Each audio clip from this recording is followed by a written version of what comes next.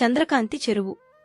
ఒక చిన్న గ్రామం పక్కన ఒక చిన్న చెరువు ఉండేది. పగలు సాధారణంగానే ఉండేది కాని రాత్రిళ్లు చంద్రుడు ఉదయించిన తర్వాత ఆ చెరువులోని నీరు వెలుగుతుందట. అందుకే అందరూ దానిని చంద్రకాంతి చెరువు అని పిలిచేవారు.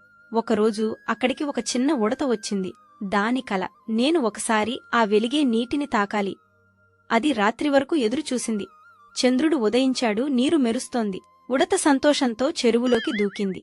కాని ఆ వెలుగు మాయమైపోయింది. అది బాధపడి అడిగింది, అయ్యో చంద్రుడా, నీ వెలుగుపోయింది ఎందుకు?